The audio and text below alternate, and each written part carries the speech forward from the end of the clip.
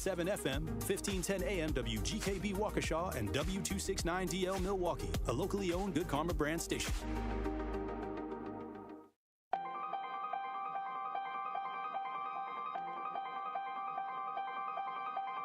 Bringing you his authentic perspectives on important topics. They live in suburbs together. They live in the city together. They hang out together, all in the same family. We're the only idiots that fight because we want our voice to only be on one side. Like, does that even make any sense? And when the side loses, you lose everything. They, on the other hand, have a voice no matter what, because somebody that looks like them is always in control. Frank, candid, and straight to the point. Well, it's just a skewed system. Of course it is. It's a lot of adjustment. But answer my question, though. Should we let people go? Should we let people go? Like, let's just forget about bail altogether. And if your neighbor commits a homicide and kills people, if you kill people and they next to you and you just let them come back and live right next to you, they can live upstairs from you. Let them come in your house. Frank, candid, and straight to the point. This is the best radio show in the state of Wisconsin. Truth in the Afternoon with Dr. Ken Harris on 101.7 The Truth and The Truth app. Now, he's the mayor of the city of Milwaukee. He's a young man. Give him a chance. I only complain about things that I care about. What I want you to do is pretend like I'm in St. Louis.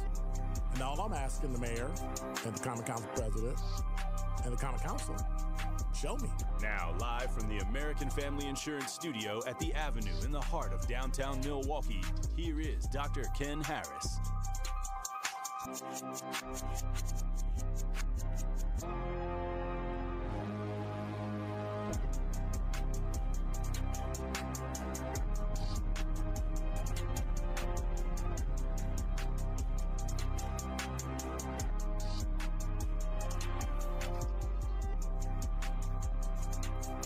You're listening to Truth in the Afternoon. I'm your host, Dr. Ken Harris. 833-212-1017 is the number. Always remember, you can check us out live on YouTube and at 1017thetruth.com. Just make sure you hit the subscribe button, and then you can actually watch us or listen live. So we've got a special guest here, and I'm saying special only because the first time I met her was on LinkedIn. And, you know, sometimes you send people things on LinkedIn and you go, and you hit the button and go, hey, I'd love to have you on the show. And then you think, okay, well, she's the Milwaukee Public School Superintendent. She just got here. She'll probably. Like 3 minutes later, she goes, hey, I'd love that. Here's the number of the guy you should contact us. Oh, okay. And so I have in studio the Milwaukee Public School Superintendent, Brenda Cassellius. Good evening. How are you? I'm doing well. How are you doing? I'm doing good. Good. Welcome to Milwaukee. I love Milwaukee. And welcome to Milwaukee Black Talk 101.7. All right. Bring it on. And so there are so many questions, but I know everyone is just begging to ask, so let's just get that out of the way. Were your reports that were due sent to Department of Public Instruction? Some of them were. So we had a list of things that we had to get to the Department of Public Instruction. They have been terrific partners, let me just say that, and terrifically patient with us, but also, you know, holding us accountable and holding us to what we need to do to deliver on that, as they should. And so, but I think the public knows that I stepped into something that was quite a snarled, complex budgeting situation and finance situation, and it's just going to take some time to clean it up. And so, you know, with delivering what the state needs and then also coming to the state with a really clear plan forward and how we won't be in this mess any longer, I think is what they needed to see to be able to have confidence in us. So I think, you know, they'll continue to hold us for the final things that need to get delivered this week. And then as we continue to finish out our audit with our auditors, then they'll release the funds for us as that moves along. Is there a time frame for when you expect everything to be in and caught up? Well, I think that everything needs to be into them. Well, obviously, back on May 16th, to be truthful. But we are continuing to work on it. Our team is there around the clock. You may have heard that I moved the finance division up outside the superintendent's suite for greater work product, and also for me just to see close up what our delays were and to understand better the workflow that was going on as a person who's not an accountant, to really be able to understand what was the barrier. And there are significant barriers with our system talking to the state system, and that's what's causing what's called these errors. And so we needed to be able to clear up those errors, and that just takes manpower to do. And so we are doing that diligently. We've cleaned up almost all of them, and hope to have all of them cleared up within the next day or so, and delivering them what they need to be able to run their calculations on time. I have no doubt that they'll be able to get what they need from us by absolutely by end of week, but it's also them being assured that our numbers and our systems are talking, and that's what the auditors do. So I think that might take another 2 weeks probably for the auditors to finish their work. Okay, so let's rewind. Who is Dr. Brenda Cassellius? Where are you from? How'd you end up in education? Well, I grew up in the Southeast Projects and public housing to a single mom in Minneapolis, Minnesota. And so I'm from Minnesota. I think a lot of people think I'm from Boston because I was superintendent there during the pandemic time. But I was state commissioner of education in Minnesota under Governor Mark Dayton for 8 years. I've been a school paraprofessional. I served students who were emotionally and behavior disturbed as a teacher's aide, and then moved my way up to being a teacher, social studies teacher, and a school leader, and then a district leader, superintendent, and state commissioner. And so that's who I am. I have 3 beautiful children. I was a single mom for 10 years. So I know what that's like and how hard that is, to work full time, doing the grind, and then going to school in the evenings to get my administrative degree, get my superintendent's license, and to make sure that my children were taken care of. So why education? Of all the things you could have done with all the education you have? Well, I have a family of educators on my dad's side. My dad's African American, and my mom is Lebanese. And my dad, even though he didn't live with us, he for all of my years in childhood, he was a big part of my life and who I was, and the legacy of my grandfather and grandmother. Both my dad's parents, they are both professors at Florida A&M University, historically black university. And my grandfather, Melvin Alston, was a business teacher and also the president of the Negro Teachers Union in Norfolk, Virginia. And he fought for black teachers to get the same pay as white teachers. And nice little fact is there's this pretty new lawyer at the NAACP, Thurgood Marshall, and Thurgood Marshall was my grandfather's lawyer. Wow. And they won that case. Yes, they did. It was one of the first cases, that he had won in federal court, and it was a case that led to and made case study for Brown. Interesting. So I knew that legacy. I knew education was important.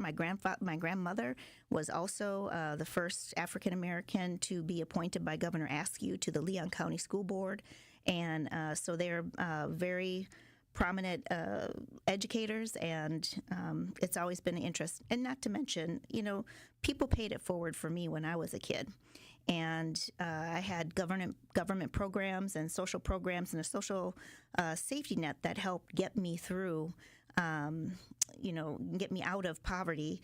And so I took advantage of every single opportunity in front of me. Was a camp kid. I went to camp for 2 weeks out of every summer. I was in athletics at the local park and rec board. I had coaches. I had teachers. I had mentors. I had people in the community looking out for me. My nickname, I don't think I've told anybody this yet in Milwaukee, but my nickname was Peanuts. And so, I just had a lot of love. I'll say that I, grew up in poverty, but I never had a poverty of love. And I think when children are loved and they have opportunity in front of them, they will meet those expectations. So what's your future? What does MPS look like when you leave? Well, I hope that the district will have addressed all of the issues within the operational audit. We have an academic audit coming out shortly. Obviously, our Black children are at the rock bottom for performance on standardized testing as compared to their national peers across 25 other large urban districts. I would love to see us move that needle for us to be in the top 10. And so that is important to me. I've always dedicated my life to children who are experiencing poverty and children who are Black and brown, like myself. And that's my life vocation and what I believe God put me on this earth for and why God brought me to Milwaukee, and that is to make a difference for our Black and brown children and our children who are most vulnerable.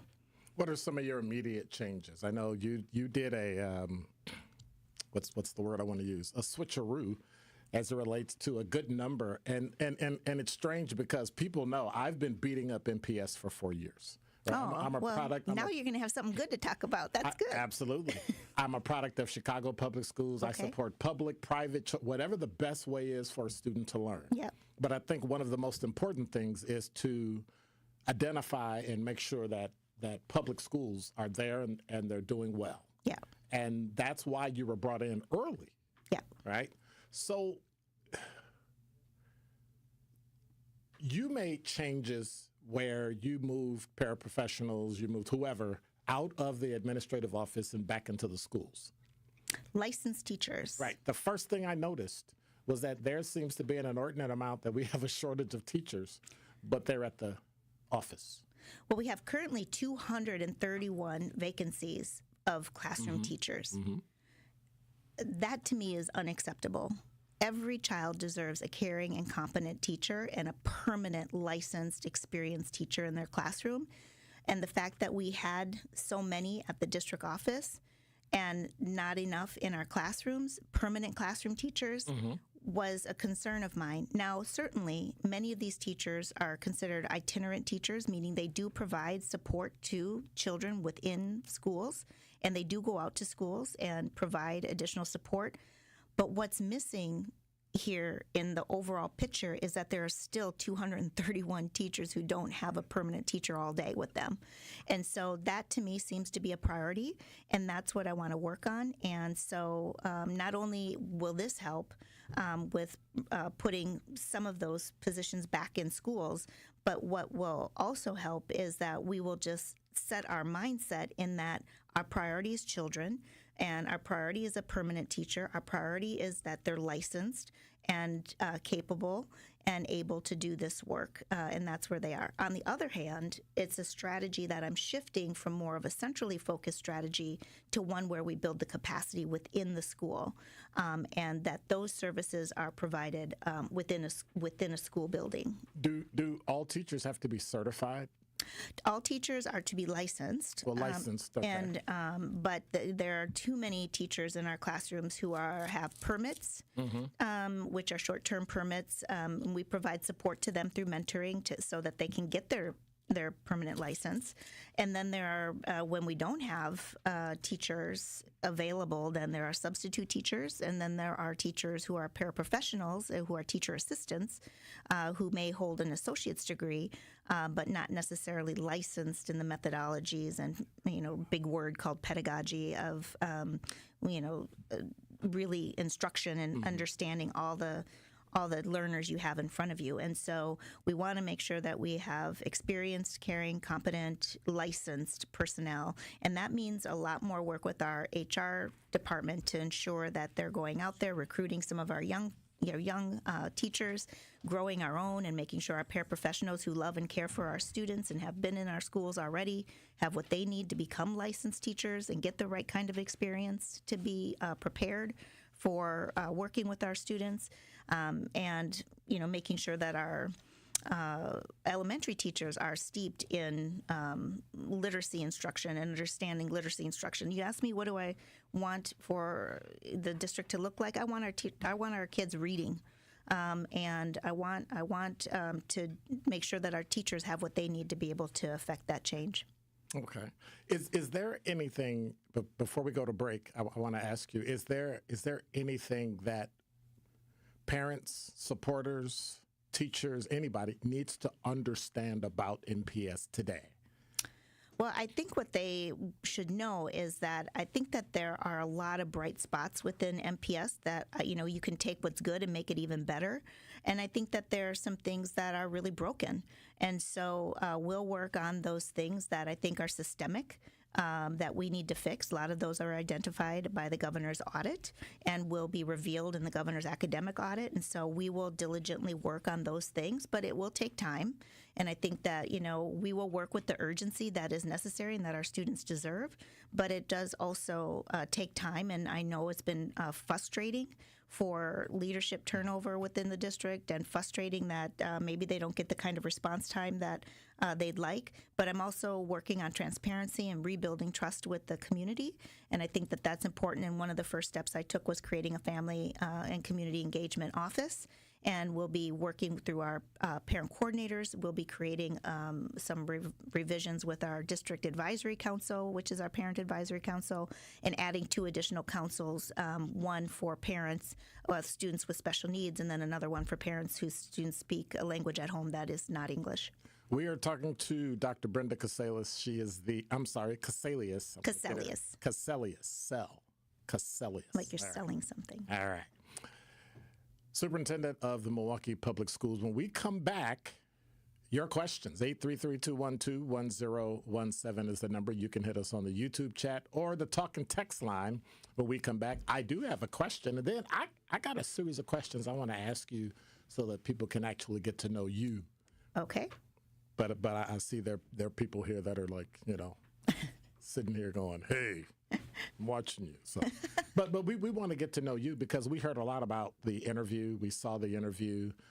But I think what happens sometimes is when people are in leadership, people don't get to know the person to recognize that they have a life and they have kids and they have, I got to wake up and get ready like everybody else and get to work and all those things. And so I think it's important that we know our leadership. Absolutely. And I want to say thank you for being here. Of course. All right. You'll have to have me back, too. Absolutely. We'll be right back. You're listening to Truth in the Afternoon. And that is Dr. Ken's Truth on the new 101.7 The Truth. Truth Nation, unfortunately, violence is on the rise in Milwaukee, and this is a problem which impacts us all. Please join me and the Truth team on Saturday, July 12th from 9 a.m. to noon for our 3rd annual Walk Against Violence supported by 1MKE. Enough is enough. Now it's time to bring an end to senseless violence in our community. To join our Walk Against Violence on Saturday, July 12th, visit truthwalkagainstviolence.com to sign up today. It's 101.7 The Truth's Dr. Ken Harris for Pella Windows and Doors of Wisconsin. When it's time to upgrade your windows and doors, wouldn't you like to work with the best? But maybe you're thinking in these volatile times, I don't want to spend a fortune. Well, Pella, the best in the industry, has a product line for every budget. And right now, you can get no interest and no payments for up to 2 years. And if the plan is to wait, guess what? You can get it now and wait to start making payments up to 2 years. Pella truly believes that quality windows and doors don't have to be expensive. With a range of affordable options and products assembled in the U.S., you can get the look you want at a price you can afford. And with Pella's free in-home consultation, no obligation quote, and range of available financing, getting new windows and doors from Pella is easier than you think. Certain restrictions apply. Ends June 30th of 2025. Set your free in-home consultation today at PellaWI.com. Why did Old National Bank decide to create this program? It was something that was near and dear to the heart of our chairman and CEO, Jim Bryant. Jim wanted us to do more in the African American communities, more with minority-owned businesses. So he approached Roland Shelton, who was my boss in Evansville, Indiana, and said, Roland, we need to do more. We need to create a program that's going to allow individuals, minority-owned businesses, women-owned businesses to access capital a lot better than traditionally we've been doing. And so we created the Empowerment Loan Program 2 years ago. And for those that are now leaning more into this conversation, what's the best way to get in contact with you as part of their interest in the Empowerment Loan Program? I'm going to give you my cell phone number to the listeners. It's 414-687-7393. And if that doesn't work, feel free to reach me at my email, tracy.meeks@oldnational.com. Tracy Meeks, Senior Vice President, Community Lending Market Executive from Old National Bank. Don't scroll past summer. Experience it live at Summerfest because it's more than just a music festival. It's your summer highlight reel. Don't miss Summerfest, June 19th to July 5th. Presented by American Family Insurance. Get tickets at summerfest.com. After a crash with a semi-truck, everything can change instantly. At Gruber Law Offices, we have the knowledge and experience to make sure you're protected. And we're here to help whenever you need us. Gruber Law Offices. One call, that's all. You are listening to Truth in the Afternoon with Dr. Ken Harris on 1017 The Truth app, and 1017thetruth.com.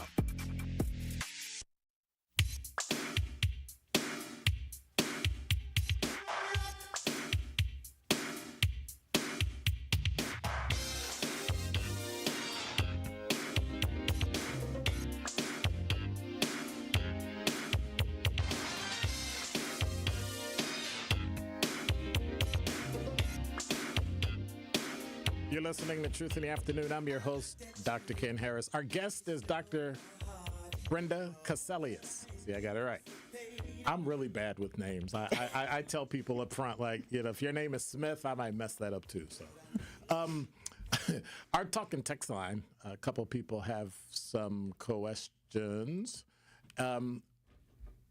This from Ms. Nikki. Are there any plans to build a genuine partnership with parents, particularly those on the north side whose children are struggling the most, yet have not been meaningfully invited to engage or collaborate with the district? It's clear that the current model of having parent coordinators in schools is ineffective, especially when they're not held accountable for increasing engagement. In fact, there doesn't even appear to be a measurable engagement goal or metric they're expected to meet.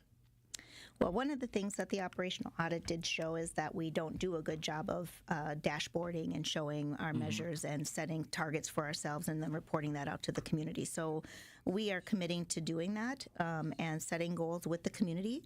I am committed to a community-driven and community-led plan strategic plan for the district that will begin in earnest probably somewhere toward the beginning of this school year. And we'll be doing that with our school board members. We'll be in every district. We also are planning some specific endeavors and partnerships with our north side communities, and so they can see that. I don't want to talk about them now because I'm still forming those plans, but there will be attention to our north side community because that's why I'm here. I'm here to work with our most vulnerable kids, our black and brown kids, and ensuring that they get what they need. And so there will absolutely be engagement. I will be showing up at that. My team will be there. And I also shared with you earlier in the first segment about how we're going to work with our parent coordinators, our social workers, and our school leaders to make sure that we're doing a good job with shared decision making. In Boston, we had what we called equity roundtables at our schools and implemented that. And then we did an equity analysis whenever we made decisions and brought those to the board. I'm hoping to bring something very similar to Milwaukee, and also to engage parents in a way where they feel valued, heard, and that their voices are at the table. Math and reading, why are those two so important?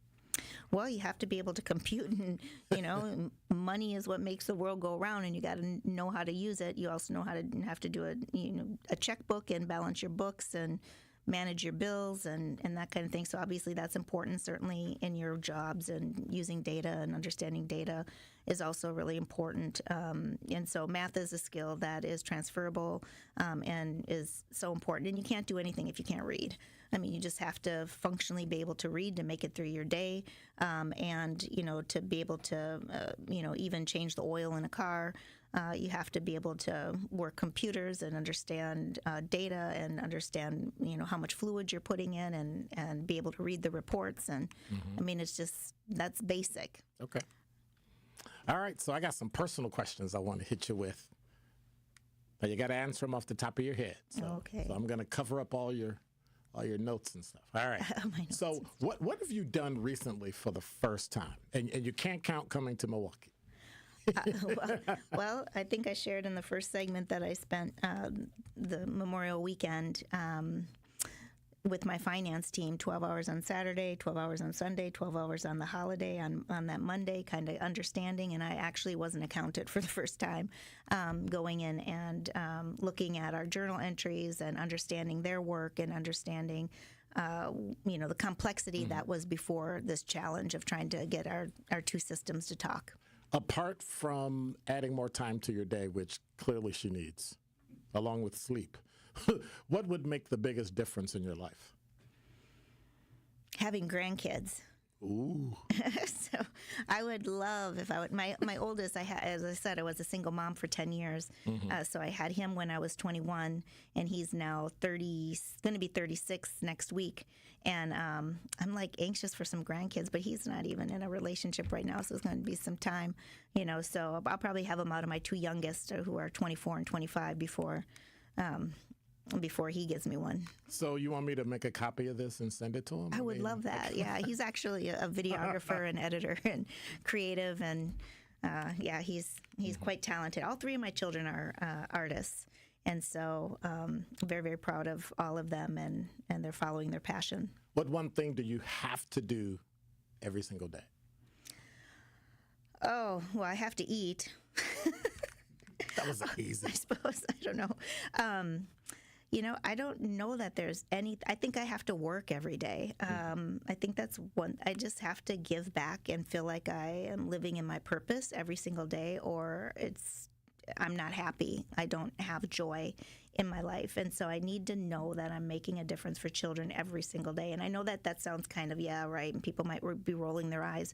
But it's absolutely true that, before I came to Milwaukee, I was the nonprofit CEO at an organization called Fresh Energy, which is a climate organization. And it was absolutely, I learned something new every day. It was very rewarding. The people I got to work with were amazing. They're working on climate change, which I really, really believe in impacting and being a difference maker for my grandchildren, really, and deliver them a planet that they can thrive in. But there was still something nagging at me because I wasn't working in my lane that God had provided for me, which was to make a difference in the life of children every day. So I think I have to be doing something every day that directly impacts the life of children and the betterment for children, particularly children who are vulnerable or children who are experiencing poverty. So what's the first thing you do in the morning when you wake up? Usually I get up at 5:40, and then I try to go work out at 6:05 for my workout class, and then I start getting ready. Okay. But I check my phone too to see how busy the day's going to be, So it's like some days you got 15 different meetings, throughout your day, and you'll have 20-minute meetings, and just gets back to back to back to back to back. So I always look, and then I think about, okay, how can I dress today? Because I really hate dressing up, and so whenever there's like a day where it's mostly my team in the office or something like that, then I'm like, oh, I can wear pants. I don't have to dress up today. So she became the leader of the largest school district in Wisconsin. Okay. And you don't want to... I'm not a fancy person like that. I was telling you, I put my pants on one leg at a time, and I'm an athlete. I consider myself an athlete. And so I don't really, I don't know. I don't know. I don't really like to dress up. I hate going shopping for new clothes. That's just not my thing. What song is in your head right now? I don't even know. What were you just playing? I catch everybody with that one. What song is in my head? I mean, what's your favorite song? Your favorite group? Your favorite music? I like all kinds of music. But if you were on an island and somebody said this is what you have to listen to, probably reggae music. If I was on an island, So or cool jazz music, or.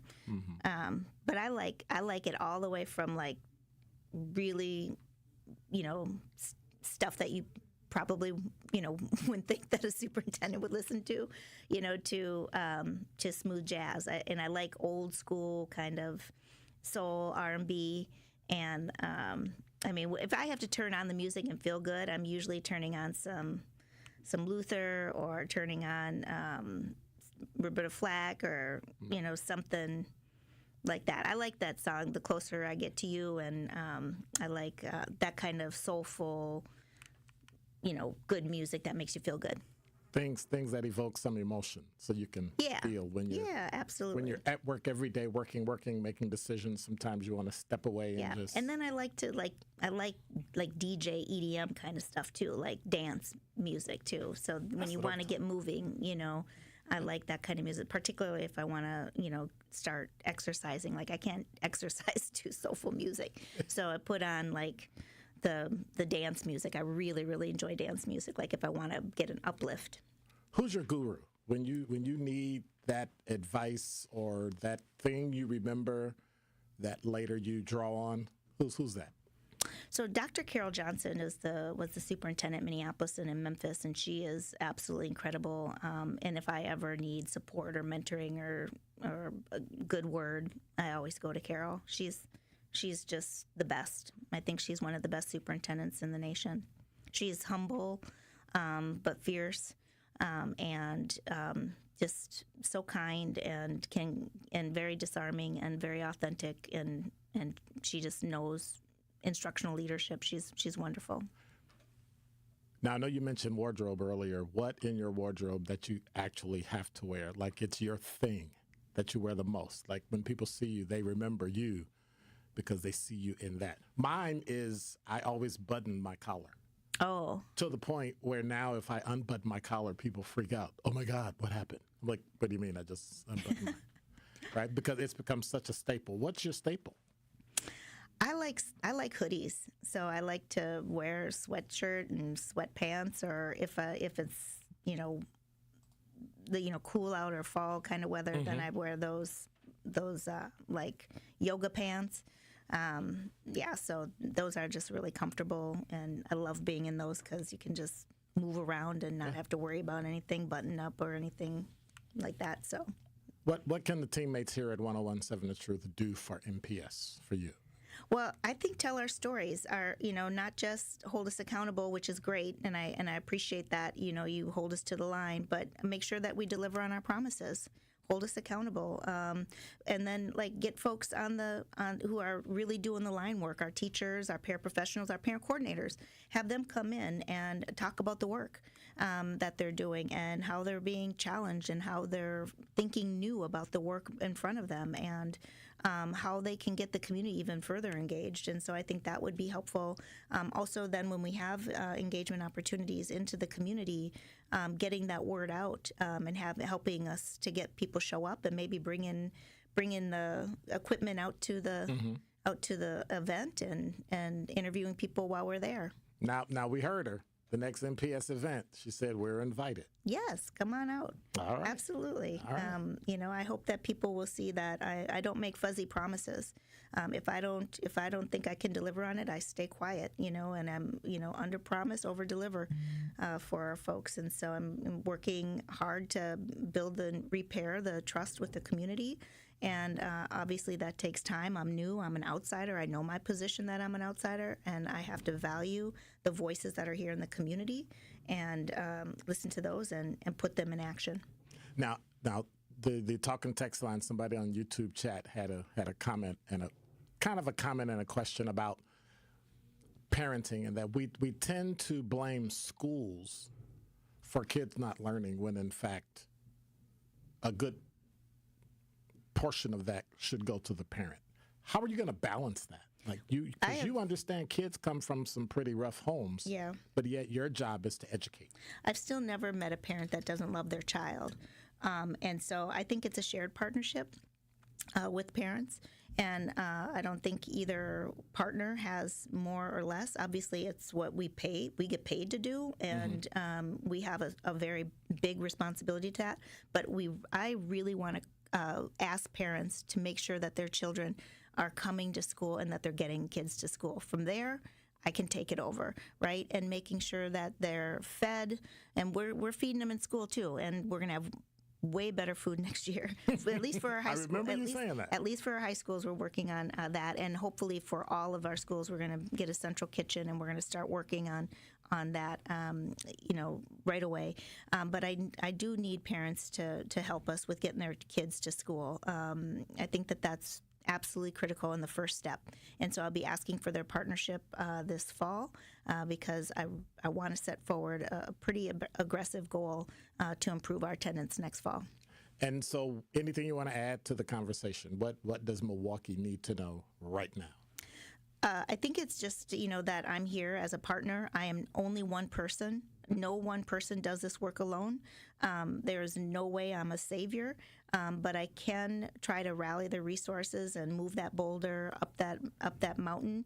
And I have multiple boulders. I'm moving up multiple mountains right now, and I think it's going to take all of us. And so offering that I will play my part and asking for the support of the community to give MPS a chance and to see that we actually have great things that they can expect in the future. So when you say give them a chance, I promise, last question. When you say give them a chance, is that a year, 2 years, 3 years? It's right now. I need your support and partnership right now. We need your support and partnership right now, particularly with attendance. I think that there's work we need to do within the community to bring down the gun violence. We have almost 50 children who have died this year, and we have 24 who have died to gun violence. This is so traumatic to our students, and I had students talk to me about they hear gunshots out in their neighborhoods. They go to bed to gunshots. I just want to ask the community to put down their guns, to not have them, lock them up if you have to have them, because children are dying accidentally. I think it's the number one cause of death for children.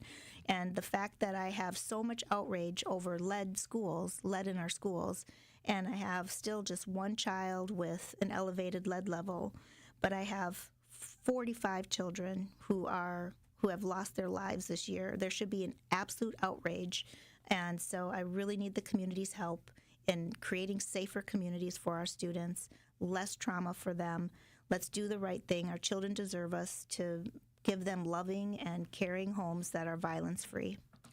Dr. Brenda Cassellius is the superintendent of Milwaukee Public Schools. Thank you for being here. Thank you. So when can I expect you back? Say 3 months or so? Yeah, that'd be great. Maybe right after start of school. Okay. And maybe I'll have some really good news to talk about then. And I'd be happy to share it then. Thank you so much. Thank you so much. It's been wonderful. You're listening to Truth in the Afternoon. I'm your host, Dr. Ken Harris. And now with 101.7 The Truth Traffic, here's Eric Roberts. A number of slowdowns in and around the Marquette interchange this afternoon. Westbound 94, you'll be tapping your brakes from 16th Street through the Stadium interchange. 4145 southbound, you'll be slow from Good Hope Road through Capitol Drive. On the northbound side there, you'll be slow going from Watertown Plank Road through Hampton. Northbound 43, slowdown starting at about National Avenue through the Marquette interchange up through Capitol Drive. On the southbound side, you'll be slow starting at Locust through the Marquette until you hit about Lincoln. And on 894 westbound from the Mitchell to the Hales, slowdowns from the Mitchell till about 60th Street. Mostly clear skies overnight tonight, a low of 64 degrees. Tomorrow, warm, humid, windy, and rainy, a high of 85 degrees. From the WTMJ Traffic Center, I'm Mike Spalding on 101.7 The Truth. Don't touch that dial. More of Truth in the Afternoon with Dr. Ken Harris is next on 101.7 The Truth app, and 1017thetruth.com. This is Sherwin Hughes from 101.7 The Truth for Axe Housing. Are you tired of paying a landlord rent when you should be paying yourself? Do you want to leave a financial legacy, or would you like to have a stable place to call home? Well, it's time for you to start on the path to owning your own home instead of renting. You can work with an Axe Housing coach, and they will teach you how home ownership can be a reality. Axe Housing has helped over 4,000 families in our neighborhoods. Many times your mortgage will be a lot less than what you're paying for rent, as an average Axe family who has been helped pays around $900 per month. No matter what barriers you think you're facing, Axe Housing coaches can assist you right now. An Axe Housing coach will help you create and stick to a plan and a budget and get you ready for home ownership. If you're not dreaming of home ownership by now, you certainly should be. Let's make it a reality with Axe Housing. Get started on a virtual orientation by clicking on axehousing.org. That is ACTS housing.org. Don't let where you are financially right now get in the way of your very bright future of becoming a homeowner. Axe coaches are here to help. Great impressions will exceed your expectations. Great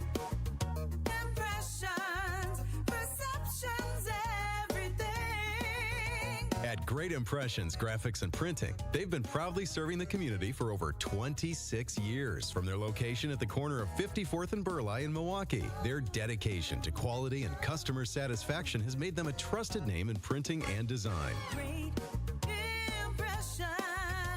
Great Impressions offer a wide range of services, including banners, posters, yard signs, business cards, programs, and postcards. Plus, they specialize in custom apparel printing, perfect for family reunions, sports outings, business promotions, and more. For your next project, visit greatimpress.com. That's greatimpress.com. Great Impressions. They're here when you need them. Great impressions, perceptions, everything. Saving energy and money is easier than you think. Here are 2 simple things you can do to reduce your energy use and lower your energy bill.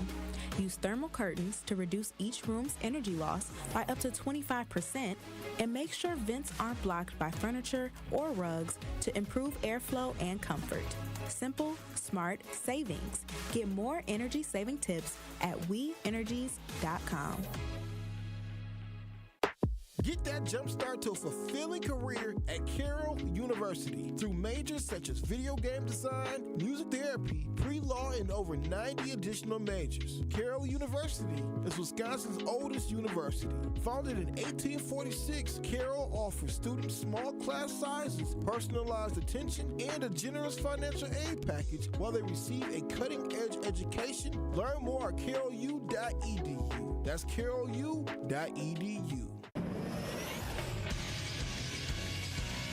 This Associated Bank Sports Update on 101.7 The Truth is powered by ESPN Milwaukee. I'm Brandon Snime. Milwaukee Brewers have won now 7 games in a row thanks to Jake Bauers with an RBI double to right to put the Brewers ahead over the Phillies on Sunday afternoon. The 1-0. Line down the right field line. It's hooking into the corner. It's a fair ball, and that's going to roll forever. Scoring from second, Chorio. Right behind him, Contreras.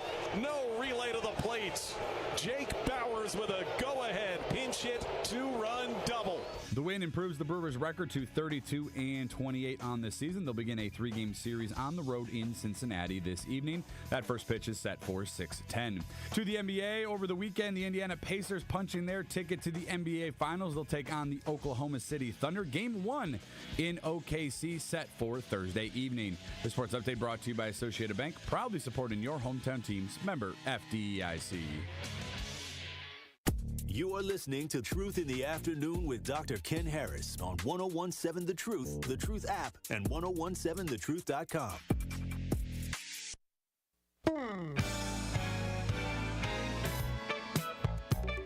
You're listening to Truth in the Afternoon. I'm your host, Dr. Ken Harris. 833-212-1017 is the number.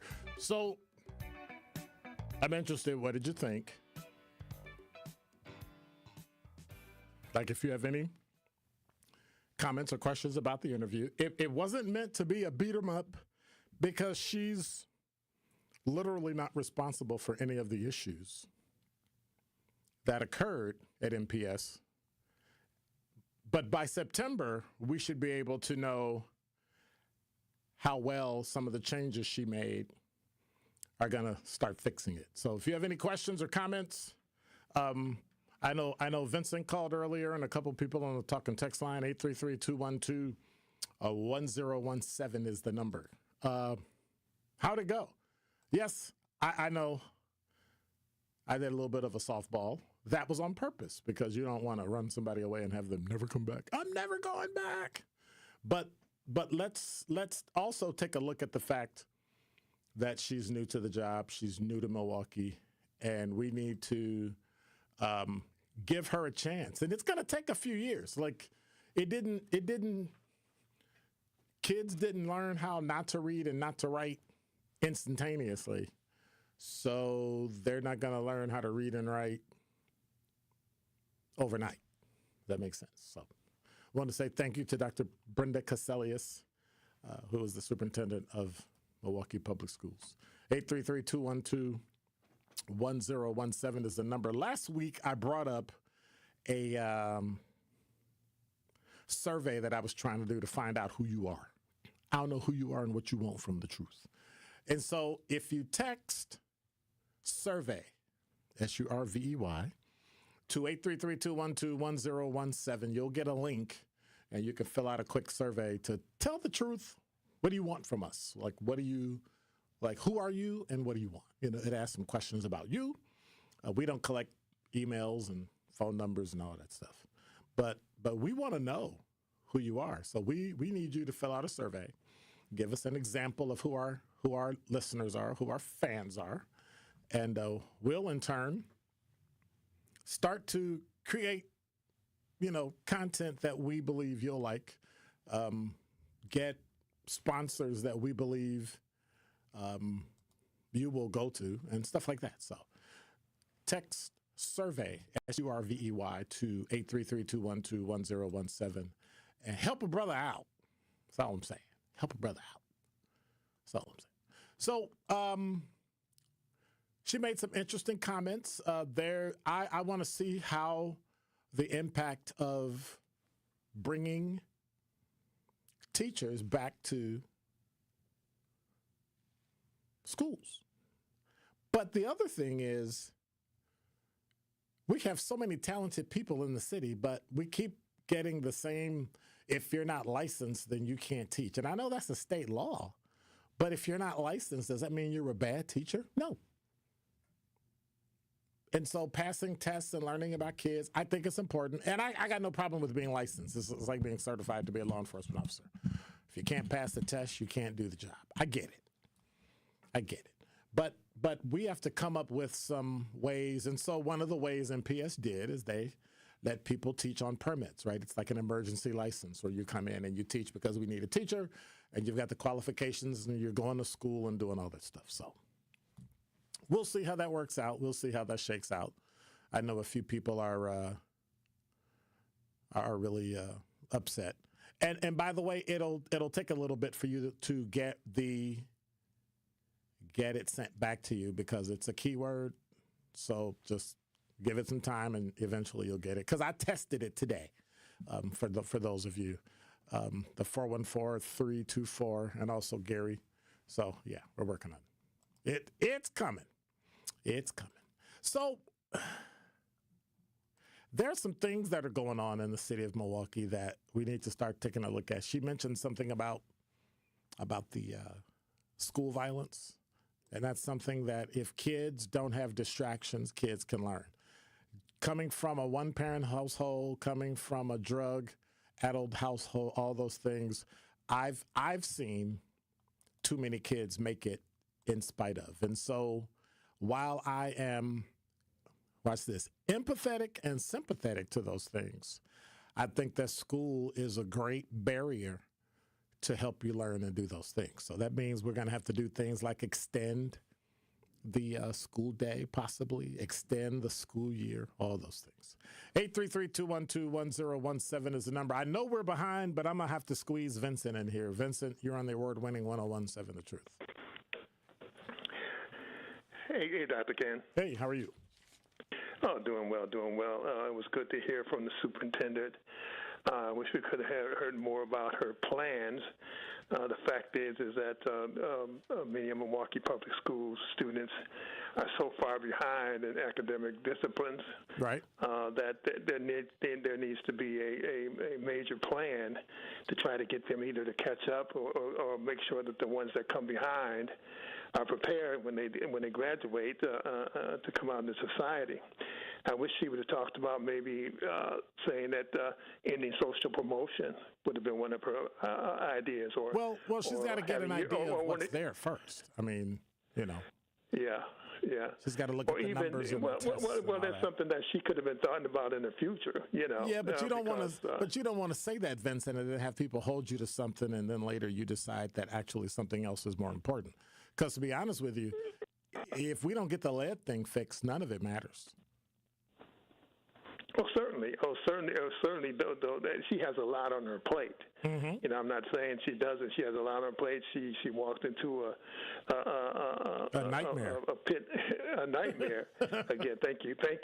Walked into a nightmare, but it needs bold ideas in order to try to get that nightmare to something that is cogent for these kids, so they can get themselves right. Let me argue in one way. Let me argue with you in one way, and the only reason I'm doing is because we're really short on time. Okay. We know what works for kids to learn. Yeah. All we have to do is go back to it. Most people in society don't want to go back to that. They don't want to go back to normalizing society. Less crime, criminals go to prison, have a household where you come home and do your homework, that you're not on social media 24 hours a day, 7 days a week. Video games is okay because you can actually learn a skill and actually make money at it, right? So we have to get back to all of us who they won't listen to, who are over the age of probably 40 or 50. They won't listen to when we tell them the only reason we got to where we are is because we went to a good public school or a good private or parochial school or whatever. Exactly. And we had to learn. We learned the basics. Right. The basics. Right. And we didn't experiment over the years. Keep coming down year after year. Experiment with these kids. We try to do this new educational plan. New math. And they never work. Yep. Exactly. But I do wish you would ask her at least would she have.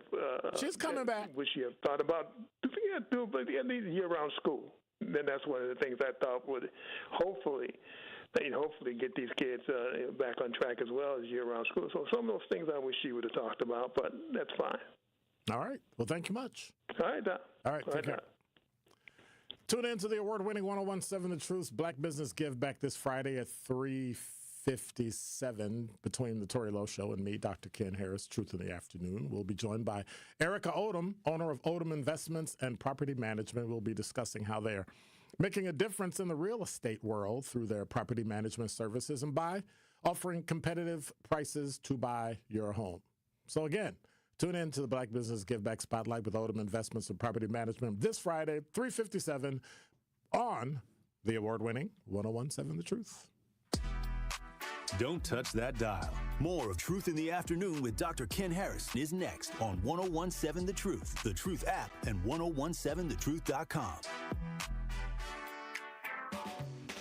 Truth Nation, Gruber Law Offices and The Truth have raised the stakes for this year. The One Call, That's All Gruber Cash Giveaway is now a $5K giveaway. Yes, you heard it right. $5,000 giveaway. Every weekday on 1017 The Truth, you will have the chance to be entered to win the $5K giveaway. Listen to The Truth for the One Call, That's All cue to call for your chance to win $5,000. Gruber Law Offices, One Call, That's All. Visit 1017thetruth.com for official contest rules.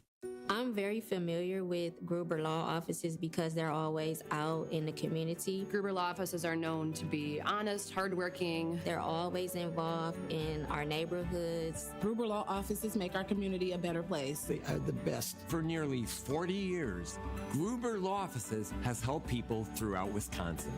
If you're injured, we're here to help.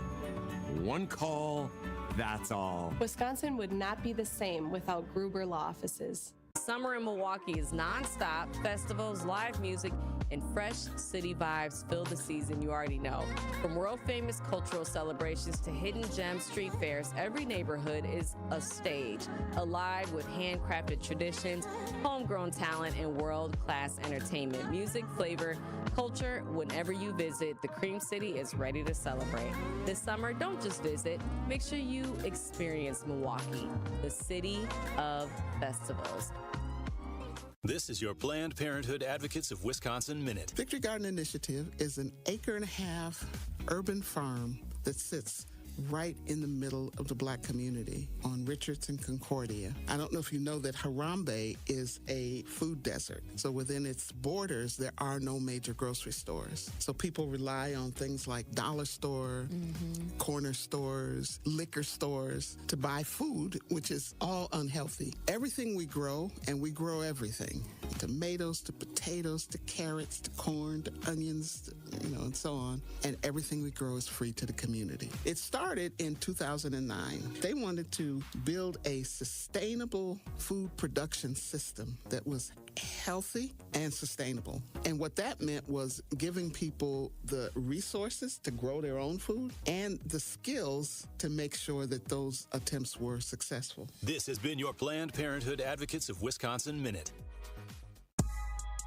This is Truth in the Afternoon with Dr. Ken Harris on 1017 The Truth app, and 1017thetruth.com.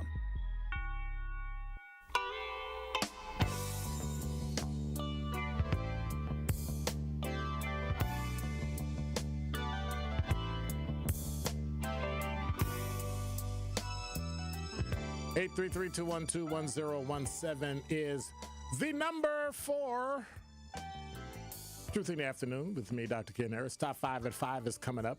And I got to say this only because people talk so much trash.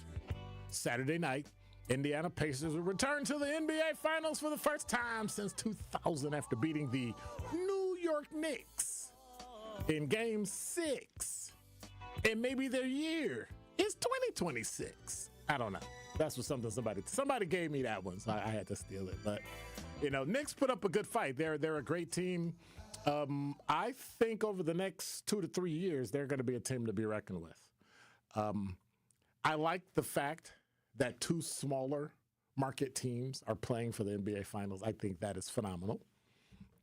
But I don't want to get hit in the head and cut off because I know people who are from Harlem, and I don't want to get whooped up and my microphone start doing this and not all that. I'm doing it myself, but I'm just saying I don't want it to happen, and I don't do it. You know what I'm saying? Because we got some Knicks fans up in here, but Halliburton did it.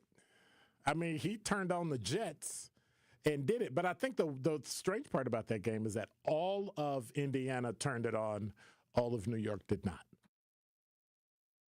At the beginning of that game, it looked like New York was like, we were on it. But they were overcoming. I mean, they were shooting threes like it was, and then they just took off. And they came close. I think it got within about 9 points, 8 points, and then the Pacers decided to outpace them. So, congratulations to the Indianapolis Pacers and congratulations to Oklahoma City Thunder. It is going to be a rocking time, I could tell you. And I'm only watching after Game 3 because after Game 3, I don't think it matters. So I'm just saying. You're listening to Truth in the Afternoon. I'm your host, Dr. Ken Harris. Hang around. Coming up, we got Top 5 at 5. Here at the new 1017 The Truth, we aim to be a staple in Milwaukee's Black community. We are committed to partnering with local organizations and supporting Black-owned businesses. We are proud to call Milwaukee our city and promise to be a positive reflection of our community. We look forward to celebrating Black culture and excellence with you every day as we make history and continue to uplift the voices in our city. Join us for the journey at the new 1017 The Truth, founded by Gruber Law Offices, Milwaukee Black Talk. This is 1017 The Truth, Kyle Wallace, and the time is now, Milwaukee. Truth to Power is your platform, and on my show, our community always has a voice. There is no topic that is off limits, and I always give you my authentic opinions on how I feel because keeping it real is the only way I know how to get down. Listen to Truth to Power with me, Kyle Wallace, every day from noon to 1 p.m. on the award-winning 1017 The Truth app, and streaming live on YouTube at 1017 The Truth. Milwaukee Black Talk. The more you listen to your kids, the closer you'll be. So we asked kids, what do you want your parents to hear? I feel sometimes that I'm not listened to. I would just want you to listen to me more often and evaluate situations with me and lead me towards success. We're not adults, so just be there and listen.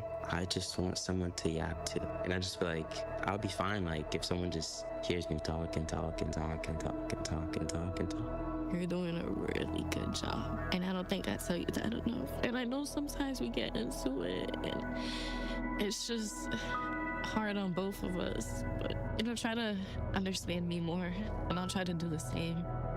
Listening is a form of love. Find resources to help you support your kids and their emotional well-being at sounditouttogether.org. That's sounditouttogether.org. Brought to you by the Ad Council and Pivotal. Hey, wouldn't it be great if life came with a remote control? You know, you could hit pause when you needed to, or hit rewind. Like that time you knocked down that wasp's nest. Uh-oh. Or that time you forgot to roll up your windows in the car wash. Fantastic. Yeah, a remote control would have come in handy then. Well, life doesn't always give you time to change the outcome, but prediabetes does. With early diagnosis and a few healthy changes, like managing your weight, getting active, stopping smoking, and eating healthier, you can stop prediabetes before it leads to type 2 diabetes. It's easy to learn your risk. Take the 1-minute test today at doihaveprediabetes.org. Life doesn't come with a remote control. Yikes! So you're on your own with the wasps.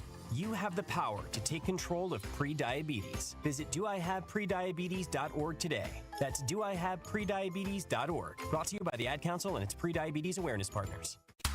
You're listening to the new 1017 The Truth, founded in partnership with Gruber Law Offices. One call, that's all. 1017 FM, 1510 AM, WGKB Waukesha, and W269DL Milwaukee. A locally owned Good Karma brand station.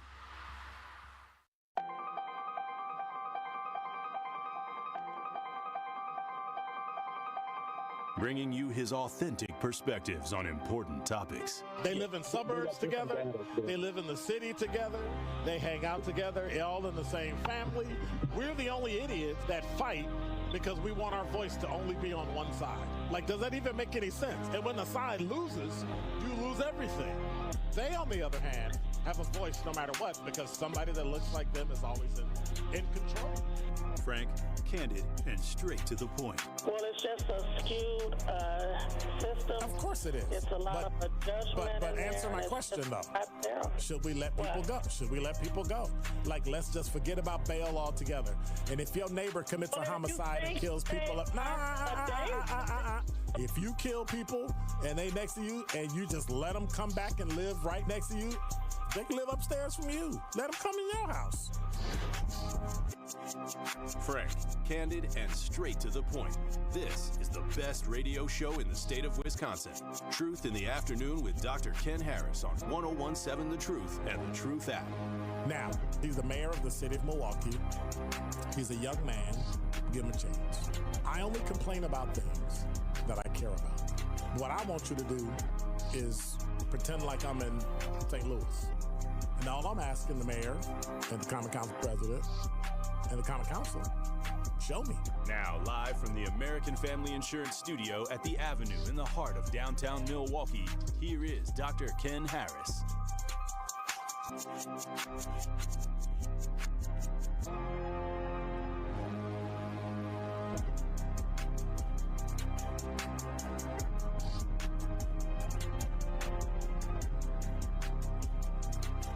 You're listening to Truth in the Afternoon. I'm your host, Dr. Ken Harris.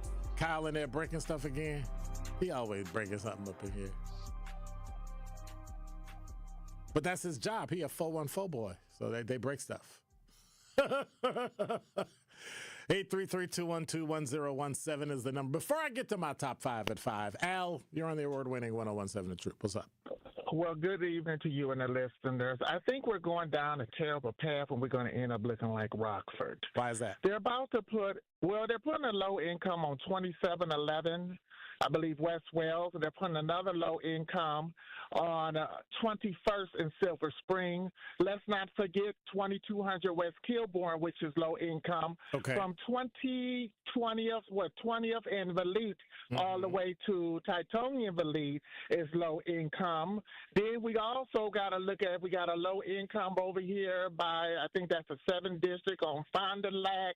And then we got King Drive and Locust, which is going to be low income. And they're starting to get to the point so what is your point? I mean, don't poor people or people that are struggling to build themselves up need to live somewhere?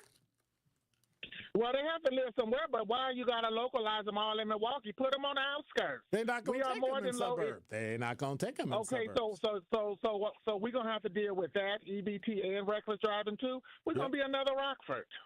Ooh. And I don't think it's fair to the homeowners. And I don't understand why we keep pushing it. Like, it's almost like That's all the inner city is good for. And then every time it's an ad for Section 8, they always got a black woman showing every tooth in her mouth like that's something to be proud of versus showing the black woman who worked 2 full-time jobs to get her house. And they say, oh, Section 8 is open. Well, they got to put a black woman on the front. I just feel like we are worth more than that, and they're trying to make us look like Rockford. And you wonder why we're trying to change government, right? That's why. Well, because in people's minds, the media has created a narrative for everything that they report on. So when we talk about poor, they automatically show a black person. They don't even show a Hispanic person. They show a black person. I mean, like they can put a white woman on there smiling, but well, that's the majority. The majority of poor done. People in America are white. They just and I just feel like we understand that, but I just feel like the inner city is more than EBT, low income, and reckless driving. That's all I'm saying. All right. Thank you much. Have a good day. Bye-bye. Now, the first thing we can start doing is stop using things like urban and what's that other word he used? Let me think about it. Inner city. Yeah. Inner city is code for black neighborhoods. Do you ever hear anybody use inner city for a Hispanic area in any other city? Even Milwaukee? Nope. But when people say inner city, they automatically think black. That's a problem that the media has created because they control the narrative about black people instead of black people controlling the narrative. Why is it that black people can get into AI, they can get into STEM, they can get into carpentry, they can get into higher education, they can get into pretty much any occupation if they work hard and excel? Except what? Media. When black people try to get into media, the world turns upside down. Well, we don't know if that person should run it. That person can't be in charge of it. To the point where 2 black people were trying to bid for BET, and people turned against both of them, not realizing BET isn't even owned by black people. And I'm not mad at Bob Johnson for selling. He did what he was supposed to do, built up a company and sold it and made the money. Wish he had sold it to somebody black, but was there anybody black to sell it to? I think so. But now we have people controlling our narrative that don't look like us. Would they ever let a black guy come in and control the narrative of white people? Give me one instance where that's ever happened. That's all. That's all I'm saying. The race thing, we can throw it out. Throw the race thing out. We gotta make sure everybody makes it. Everybody, and there's room for everybody to make it. If you think about making money, about every single person, not everybody can be a millionaire. Yes, they can. There are 365 million people in America, roughly. If every one of them had $1 million, it would be only $365 million. We have a $37 trillion economy. There's room for you to be a millionaire. Just got to work. I'm just saying. Number 5. This from WISN.com. There are free summer meals that'll be available for Wisconsin kids at hundreds of locations around the state this summer. According to a news release from the Department of Public Instruction, the meals are funded by the U.S. Department of Agriculture, and officials said the meals are available for all children, all teens 18 and under. The release said meal sites are located in areas where at least 50% or more of the households with children are at or below 185% of the federal poverty guidelines. Some of the locations where meals are available include summer camps, colleges, and non-profit organizations. And so if you click the link, it will actually take you to the Summer Meals site finder, and you can check in terms of Wisconsin exactly where it is that you can get a meal. And it's pretty much that simple. It's pretty much that simple. So that's one of the things you need to know. So if you got kids during the day or there's something that's going on, you can go to the site and go to WISN.com. They've got an article on it, free summer meals available. When you click the article at the bottom, you can see a full list of meal sites throughout the entire country. So even if you travel, you can get your kids something to eat this summer. So there's always things available. Number 4. This from Fox6.com, and let me see if there has been an update. So a heavy police presence was seen on this morning at the FedEx facility on County Line Road, just west of Pilgrim Road in Menominee Falls. So what we know is that Menominee Falls police were dispatched to the facility around 4 a.m. to investigate the report of a firearm being discharged outside the building during an argument between employees. Now, I find it funny when you talk about the suburbs, you call it a firearm being discharged. When you talk about the city of Milwaukee, you talk about shots fired. That's an example of when I talk about the media controlling a narrative for city versus suburb. Police say their investigation suggests no individual was struck by the gunfire. Police continue to search for the suspect who fled the scene on foot. The scene is secure and there's no public threat, police say. FedEx had a statement and said, "We are aware of the incident outside of our North Milwaukee facility and are grateful there are no injuries. Safety of our team members is our highest priority. We are fully cooperating with law enforcement investigation, and any further questions should be directed to the investigating authorities." So there's an update. We'll try to get that to you before the end of the show. Number 3. Well, we're back again. It's day 5 for the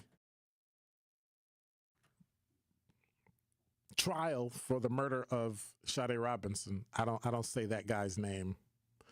Testimony in the trial, the Milwaukee man accused of killing and dismembering Shade Robinson resumed on today, and it provided their first look at his arrest. On April 4th, 2024, sheriff's deputies spotted his car, started tailing him as he made his way back to his home on Milwaukee's South Side and ultimately made a traffic stop. So he was sitting in the driver's side, physically shaking, says Detective John Guillot, Guillot, Guillot, of the Milwaukee County Sheriff's Office. That stop was a ruse. Investigators wanted to stop him before he got home. They already had a warrant to search it. Peter Warbington lived in Anderson's lower unit, and Warbington said Anderson, a bartender, oops, I said his name. Ugh, I'm crushed. Often had people over after bar closed. How often were people over? 2-3 times a month. Couldn't get to sleep till 3 a.m. Drunk people all over the time, hearing people knocking stuff off the walls. And so they went on and had more testimony. They resumed this afternoon. Medical examiner testified that Shade Robinson's body parts were likely dismembered after death. There's evidence of knife cuts and possible stab wounds. There was caffeine in Robinson's system and no detectable levels of alcohol or other drugs. How she died is still a mystery, but the medical examiner said her death was at the hands of someone else. Decker testified, fact, there is dismemberment and attempt to conceal body by disposing in different locations. All is objectively suspicious and most consistent with homicide. So the trial goes on, and we'll follow it as we can each day. Hopefully there's not any information that will cause you too much anguish or pause. Number 2. From urbanmilwaukee.com, the tentative agreement, we talked about this last week about the nurses are striking for 5 days against management at Unity Point Health, Meriter Hospital in Madison. Well, they reached a tentative deal. The nurses, represented by the Services Employees International Union of Wisconsin, had been on strike since last Tuesday, citing hospital security and safety, staffing, and wage demands as reasons. Striking nurses returned to work Sunday morning. That's according to Pat Reyes, president of SEIU. Reyes said during a Saturday press conference, both sides compromised, worked together, and came up with language that was acceptable to both. Sherry Casselli, a market chief nurse officer at Merida, wrote in a statement, "We are grateful for the decision and hard work of everyone involved in the negotiations. This tentative agreement represents meaningful progress toward a contract that recognizes the important contributions of our nurses." So we'll see where that goes. I just have issues with you're a nurse and you strike. I got a problem. And I know there's probably some provisions in there where some struck, then some didn't. Some took a day off, some went to work, some called in sick, some, stuff like that. I get it. I don't believe, knowing these registered nurses, I don't believe they would put any of the people in the hospital at harm. I'm sure it was a staged thing and probably not a lot anyway. But I'm glad that's over. It is important that we take care of the sick. And, I remember days when I was I'm trying to think days I spent in the hospital. I haven't been in the hospital since I was in college. And I got an ear infection. I think I was about 22-ish years old, 21-ish. I got an ear infection that was so bad, I literally couldn't stand up or walk. And when people look in your ear with one of those ear scope things with the light, when the person looks in your ear and goes, whoa, something's bad. So I had ringing and I couldn't stand up and I was dizzy, and they literally put me on a antibiotic and put me in the hospital. Well, their version of a hospital for a couple days. So it was pretty interesting. Number 1. From thegrio.com, I don't know if you heard about this. Remember Tulsa and the 1921 race massacre? Tulsa's new mayor has proposed a trust to help repair the impact of the 2021 race massacre. Now, the plan would not provide direct cash payments to descendants or to the last two centenarians, folks over 100 years old, survivors of the attack that killed as many as 300 people. So then my question is, why exactly are you putting out the money? Tulsa's new mayor yesterday proposed a $100 million private trust as part of a reparations plan to give descendants of the 2021 Tulsa race massacre scholarships and housing help in a city-backed bid to make amends for one of the worst racial attacks in U.S. history. The plan by Mayor Monroe Nichols, the first black mayor of Oklahoma's second largest city, would not provide direct cash payments to descendants or the last two centenarian survivors of the attack. He made the announcement at the Greenwood Cultural Center located in the once thriving district of North Tulsa that was actually bombed by a white mob.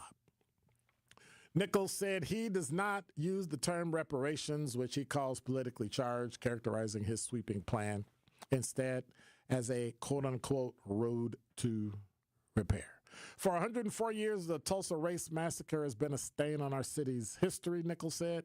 Sunday, after receiving a standing ovation from several hundred people, he said the massacre was hidden from history books, only to be followed by the intentional acts of redlining, a highway built to choke off economic vitality, and the perpetual underinvestment of local, state, and federal governments. Now it's time to take the big step to restore.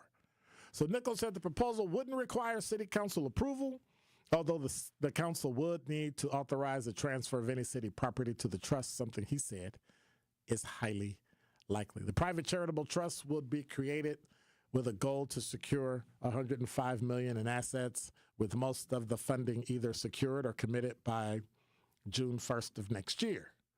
Although details will be developed over the next year by an executive director, board of managers, all that, the plan calls for the bulk of the funding, $60 million, to go toward improving buildings and revitalizing the city's north side. He said in a phone interview, the Greenwood district is at its height at its height, was a center of commerce. So what was lost was not just something from North Tulsa or the black community.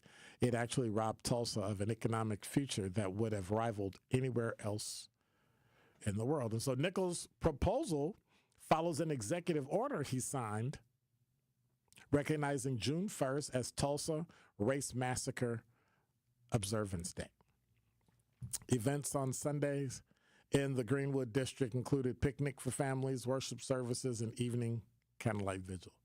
Now, Nichols also realizes the current national political climate, particularly Donald Trump's sweep on diversity, equity, and inclusion programs. I think one of the things that struck me when I read this story, so much so that I actually wrote it down, that I find it interesting that while we have all this quote unquote stuff going on, I find it interesting that we have an administration that will literally fight against anti-Semitism while we do nothing about anti-black. If you're against something, you're against it. Nobody ever picked up their sword and went after people for being anti-black. We get it today. The fact that you can say, all this black stuff and this black history and all that we got to get rid of, but yet we can support anti-Semitism makes you a hypocrite, I think. That makes absolutely no sense to me. Like, I really don't know what it is. I have no idea what it is. But at some point, we just have to remember that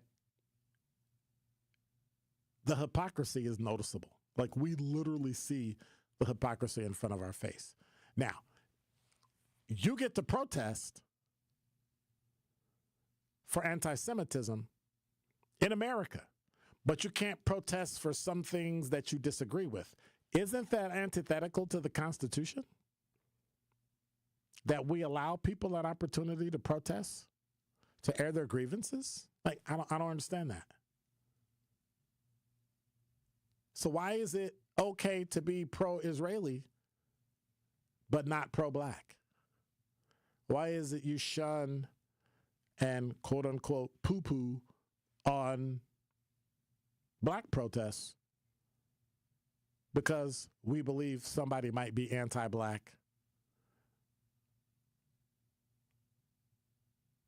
but it's okay to do it when you're anti-Jewish? That's pretty hypocritical. That's pretty hypocritical.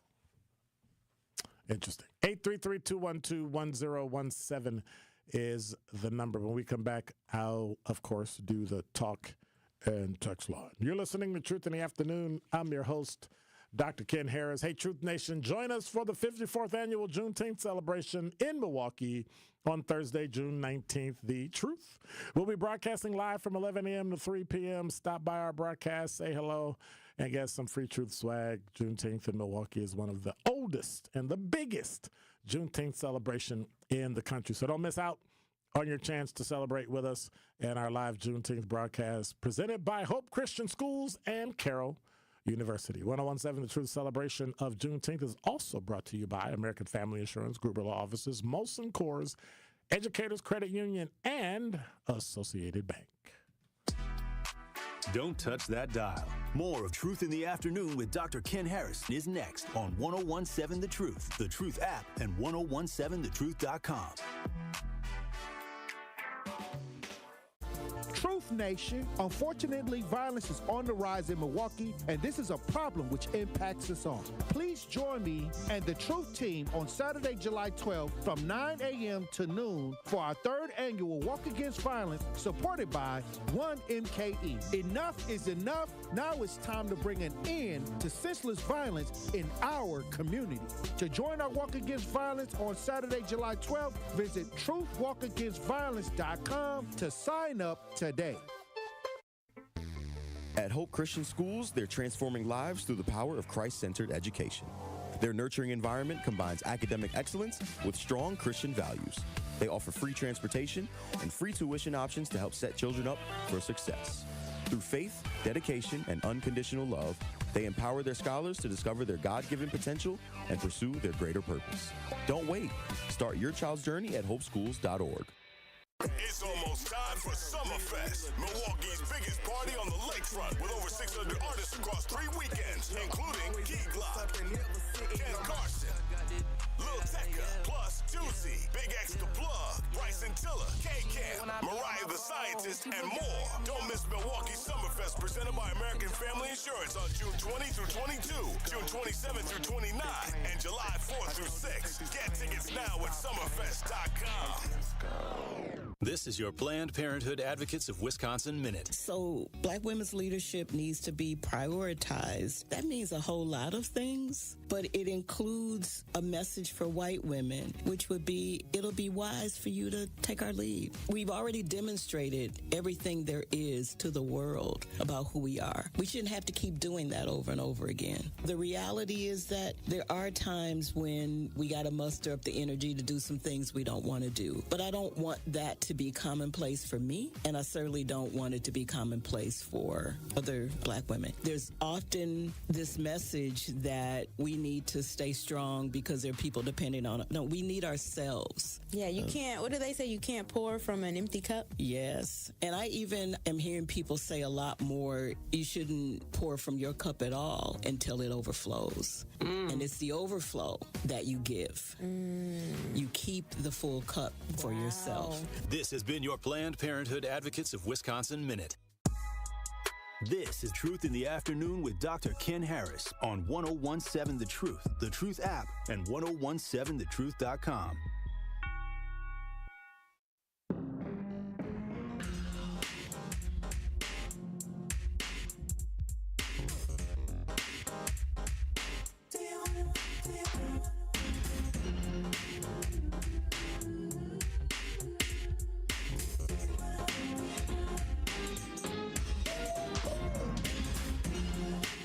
You're listening to Truth in the Afternoon. I'm your host, Dr. Ken Harris, 833-212-1017 is the number for Pella Windows and Doors of Wisconsin. You know, time to upgrade your windows and your doors, but don't know, you don't want to spend a fortune. Well, Pella, the best in the industry, has a product line for every single budget. And right now, you can get no interest and no payments for up to 2 years. So if the plan is to wait, guess what? You can get it now and wait to start making payments up to 2 years later. Certain restrictions apply. Ends June 30th of 2025. You got 29 days. Set your free in-home consultation today at PellaWI.com. That's PellaWI.com. 833-212-1017 is the number. Talking text line. Kathleen said, Dr. Cassellius impressed me very much. I sincerely hope that she will succeed at MPS. She seems warm, approachable, yet stern in her decisions. Excellent background for leadership. Reginald said, well done, Dr. Cassellius. Didn't screw it up. She walked into a burning house. Miles said, to be fair, she was well prepared and answered some of the questions I had. Kathleen, let's give her a fair chance with this very difficult assignment.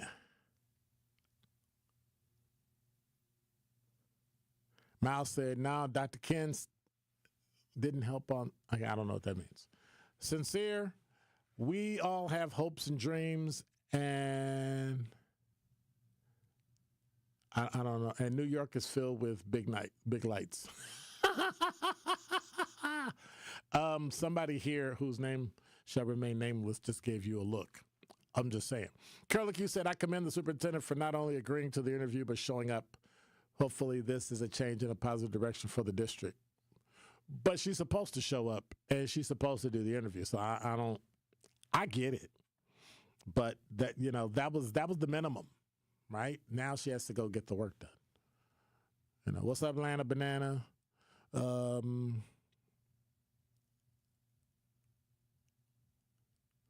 Somebody said the code word used to be core. Yeah, we've come through a lot of ridiculousness in education, higher education. This is a new thing, it'll work. This is the new, and And one of the things we tend to miss is what are the things that actually worked in the past? Like, let's come in and let's replicate what worked. Well, it don't work today because time passed doesn't mean it doesn't work. And I wish we can get younger people to understand, it's a new day, but you're reinventing the wheel. We already know what works, right? Black children learn just like white children. There are a few nuances in terms of history and culture that needs to be taken into account and worked with.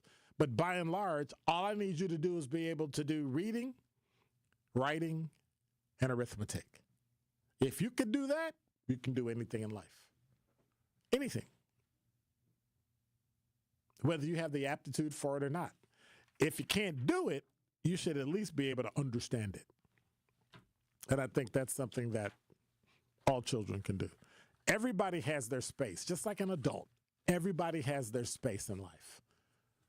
Everybody has that place that's their calling. I talk too much in school. Now I talk too much on the radio. Like, it's the same thing. I teach at a university. I talk too much in class. Like, it's like sometimes when you pursue your calling, it works. And I think with this, with Dr. Cassellius, I think that might work. I think that might work. Hey, and if you're just coming to me on this half hour, we're trying to find out who Truth fans are and what you hold important. Just kind of get a snapshot of who you are and what you like and things you want to hear on the show, things you want to see on the show.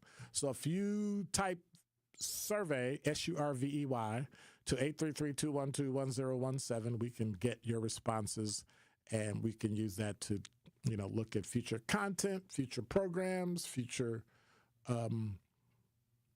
partnerships, stuff like that. So make sure you do that. Text survey, SURVEY. 833-212-1017 is the number. The town, you're on the award-winning 1017 The Truth. How are you? I'm doing fine. How you doing, sir? Good. I got a comment and I got a criticism for Miss Cassellius. It's Dr. Cassellius. Cassellius. I'm sorry about that. My bad. The comment is, I think starting I feel like starting at the Head Start K4, K5 level, there needs to be an increase focus on how children treat each other, and and learning how to learn and how you set up learning or whatever like that. I think that's missing, because like we got a problem with the kids when they get up. I mean, when they grow up, they got parents don't be teaching them all the correct things. So how is that? But how is that school's job? A school's job is to educate your child. A school's job is not to socialize and make your child be okay. I'm glad you said that. Educate. We need to educate our kids how to learn. That's what you do when you teach them. When you teach them what they learn, you're educating them on how they learn. But a lot of kids, when they go to class, especially from low income and marginalized families or whatever like that. Okay. They're when they go to school, they're not even in that mind frame. But that's not the school's fault. That's a parent fault. We understand that. So we all know that. But schools can't. But we also know can't offset what happens in your house. We're not trying to offset it. We're trying to educate. No, you can't put social things under education. Hang on. You can't put social things under education and then say it's the school's job to teach your kid how to act. It's the parents' job to teach your kid how to act. So when they get to school, right? Correct, sir. That's totally fine. But what we can do is put in something for the kids of like, keep your hands to yourself. They already learn do how that. to be. Do that. That's already there. We need. Well, obviously, we need some. We need that more. No, you don't. No, you don't. You need parents to reinforce what they're taught in school. And they don't. But you cannot make the parents. So why would a school do it? How are you making a school because do it? Because they teaching the kids. It's not their job. Their job is to educate your child. Not be a social worker, same kid that a doctor. Come on, man. You're asking too much. The same kid you're talking about. Hold on, though. Yes, in your fervor, though, the same kid, they could have got those lessons or whatever, and maybe they work or maybe they not, but we give it a shot. But if we don't do nothing, we know what we know.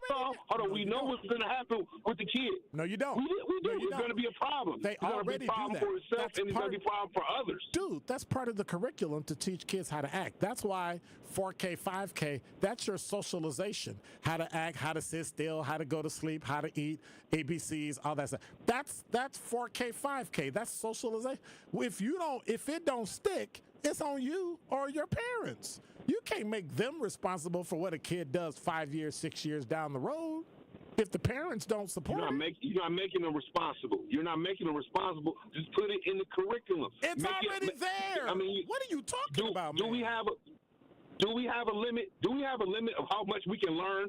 Yes or no? Yes, you do. No, we don't have a limit on how much we learn. So if you can put, so instead of the 1, 2, there's a thing called information overload. You can actually overload any human being with information and knowledge. You can. You can put those guys, or them kids, them boys and girls. It can be extra lessons that can be taught. That's all I'm saying. Why do we need extra lessons? Just do what you're supposed to do. Have the parent come in and take care and do what they're supposed to do. Support their kid. You're putting all this on teachers, and teachers, that's not their job. No, I'm not. No, you're getting it wrong. You're getting it wrong. It shouldn't be all on teachers. It shouldn't be all on. It should be mostly on the parents. So the teachers do their job, and if the kid doesn't do it, why do you keep going back to the curriculum? It's already in there. If the kid doesn't take, because if the curriculum was stronger, what do you stop it? If the curriculum was stronger on certain needs, that's ridiculous. Stronger curriculum. Either kid don't get it or they not. Come on. If all the kids in your school bad at math, what do you do? Okay, we're going to work on math more. It's the same for behavior. But we can't There's something wrong with these kids' behavior. But we can't do math more because you can't read or write or do arithmetic. So where do we start? You can't do. The only way that is reinforced is at home. Can't sit in your. True, but we can put extra lessons in school too. Yes, extra. No, dude, no. There's not enough time in the day. The teachers union is not going to allow you to stay in school longer than you are. You're not going to get extra days over the summer. There's nothing after school, and that's what you get. What you're talking about right now is the problem. It's like, don't stop. No, you can't do this because of this. You can't do this because of that. They got a all contract. while you talking, they got a contract. That's what it is. You talking, and all while the school board is talking, who's suffering? The kids. Right. We're thinking about this the wrong way. Let's think about it like anything we can do to help these kids instead of being like, okay, let's blame it all on the parents, which the parents do have a fault in a lot, but instead of piling up on them, let's focus on the solution. And that goes into my criticism. The solution is if the parent is to step up and do what they're supposed to do, it makes the job of a school 100% better. We can work that out too, though. No, you can't work that out. You're not going to be in everybody's house. You're not going to be in everybody's house. You're not going to stop single parent households. But you can call. You can communicate. They already do that. The parents don't respond.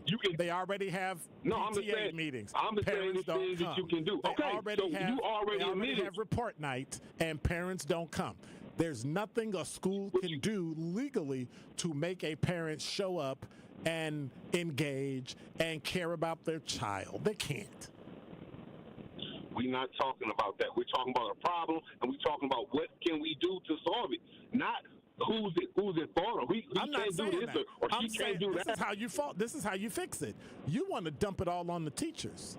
That's not their job. No, I do As not. a parent, No, yes, I do not. No, yes, you do. Every time I bring up something, you dump it right back on the teacher.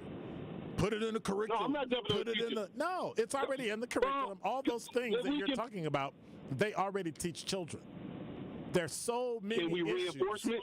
You can reinforce all you want. It's not going to take. We can't do what we did. Listen, 95% of the stuff they did to us when we were kids, if you look at a kid wrong, somebody will sue the school district. So you can't do that stuff anymore. You can't be stern. You can't raise your voice. You can't holler. Like, at some point, you wonder why they in school, because you can't do anything. You can't. They made me learn. That's why. But you can't do that. That's why you teach them when you learn. That's why I'm saying the reinforcement should be it's young. Okay. But I'm saying, and I'll just finish with this. Last thing.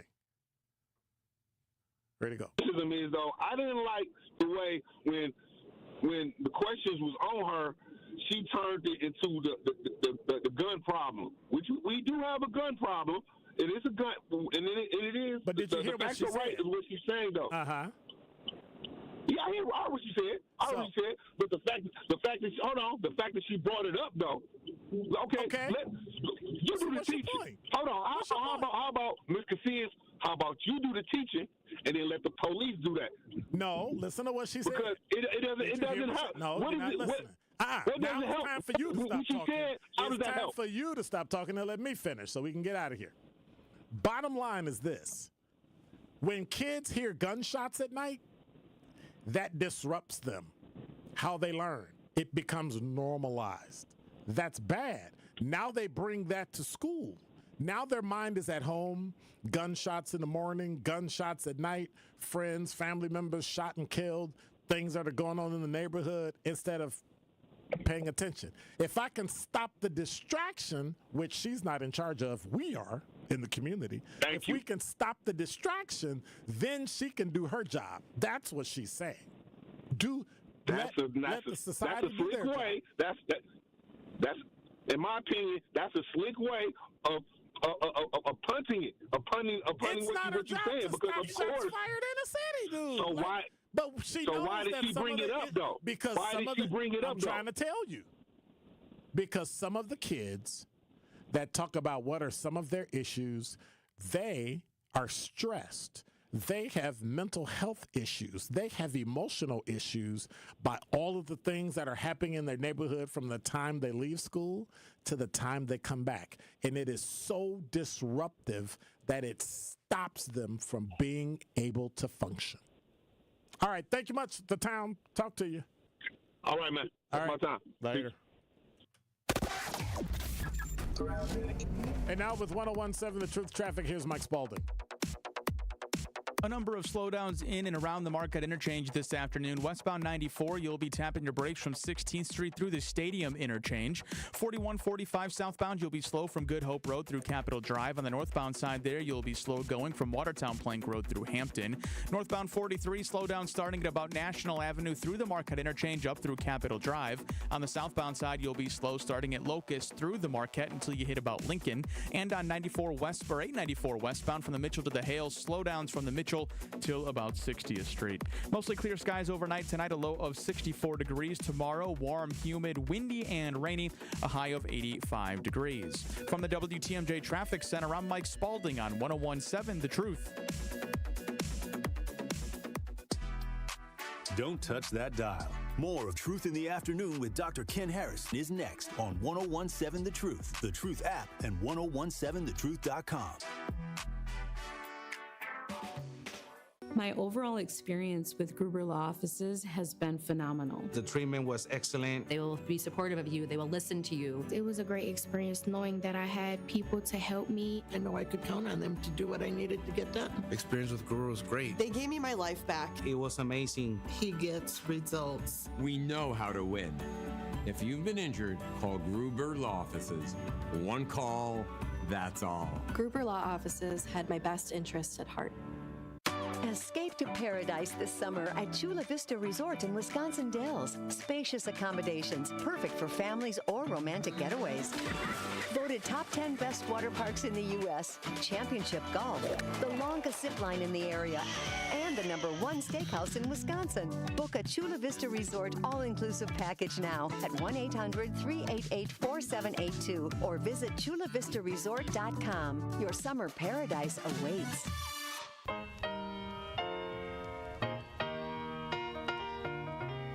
It's time for Truth Takes, a thought-provoking commentary on the award-winning 1017 The Truth. Here is Tory Lowe with his truth. As I reflect on my journey, I'm reminded of God's blessings and guidance. I've been fortunate enough to accomplish some remarkable feats, including walking 750 miles from Milwaukee to Washington, D.C. in honor of the Civil Rights Movement. I also walked against violence from Milwaukee to Chicago and back for 7 consecutive years. My feet are still recovering, but my spirit remains strong. I've been privileged to advocate for victims of police brutality, search for missing persons, and participate in numerous protests. Last year, I was honored to visit the White House with my colleagues from 1017 The Truth to discuss pressing issues in the Black community with the Biden administration. Throughout my broadcasting career, I've received several first-place Wisconsin Broadcast Association awards for The Tory Lowe Show. I've also had the opportunity to be part of ESPN 94.5's Packer pregame show at Lambeau Field. As I look back, I am grateful for the incredible journey. Salute to my brothers and sisters on the front lines. And thank you for your tireless efforts and dedication. We're in this together, and I could not have done anything without the love and support of my community. I want to remind you to keep pushing forward, stay vigilant, keep your head on a swivel, green don't always mean go, and look both ways before you cross the street. And always look out for one another. In 2025, we still got a lot of work to do. God bless you, and I love you. This has been Truth Takes on the award-winning 1017 The Truth. Listen to The Tory Lowe Show weekdays from 1 p.m. to 4 p.m.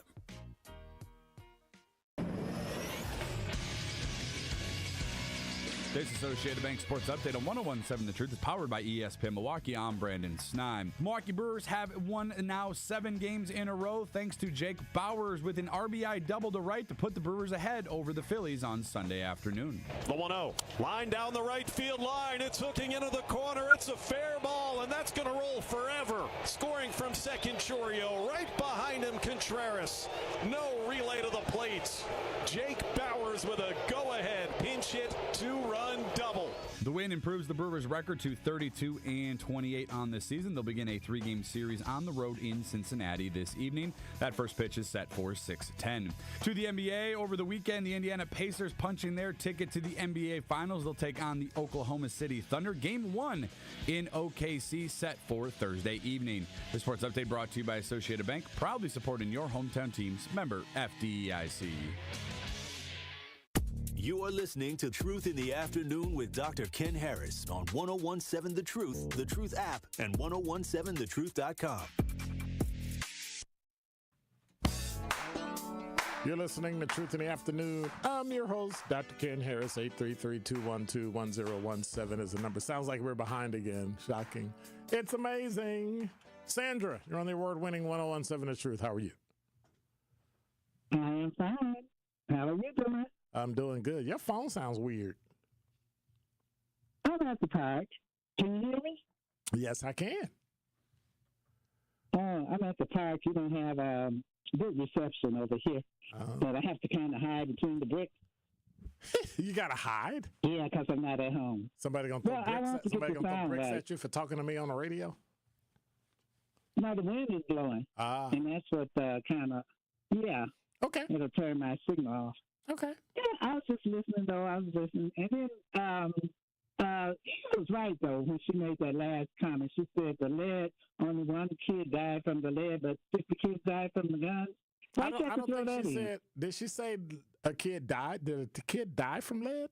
She said one kid didn't die. She said one kid was lead poisoned. Right. And 50 kids died from the guns. Right. Yeah. So why did she have to bring that up? Well, because I think what she was trying to say is that if we can take care of the gun violence and the shooting and all that in the neighborhood, that will remove the distraction from kids to be able to actually be in school and not have stress of going home. Like now, if you don't, 9 times out of 10 in elementary school, if you don't get your homework done in school, it's probably not going to get done.